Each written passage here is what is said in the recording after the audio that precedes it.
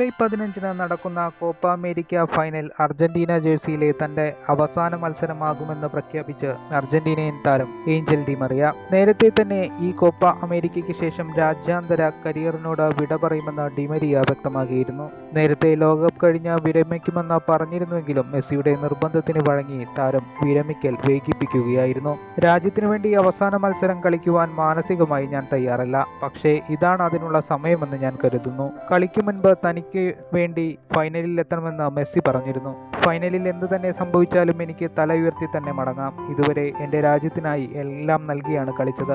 എന്നെ എന്നും പിന്തുണച്ചവർക്ക് നന്ദി പറയുന്നു. കാനഡയ്ക്കെതിരായ സെമി ഫൈനൽ വിജയത്തിന് പിന്നാലെ ഡി മരിയ പറഞ്ഞു. അർജന്റീനയ്ക്ക് വേണ്ടി ലോകകപ്പ് final, Copa America final, Olympic final, Finalissima final മത്സരങ്ങളിൽ നിർണായകമായ ഗോളുകൾ നേടുവാൻ അർജന്റീനയുടെ മാലാഗയ്ക്ക് സാധിച്ചിരുന്നു. മെസ്സിക്കൊപ്പം അർജന്റീനയുടെ വിജയങ്ങളിൽ നിർണായക പങ്കാണ് ഡി മരിയയും വഹിച്ചത്. ഡി മരിയ അർജന്റീന ടീമിനോട് യാത്ര പറയുമ്പോൾ അർജന്റീനയുടെ ഒരു ചിറക് തന്നെയാകും കരിഞ്ഞു പോകുന്നത്. ഫൈനൽ മത്സരത്തിൽ കോപ്പ അമേരിക്ക കിരീടം സ്വന്തമാക്കി തങ്ങളുടെ മാലാഗയെ യാത്രയക്കുവാനാകും അർജന്റീന താരങ്ങൾ ഫൈനൽ മത്സരത്തിന് ശ്രമിക്കുക.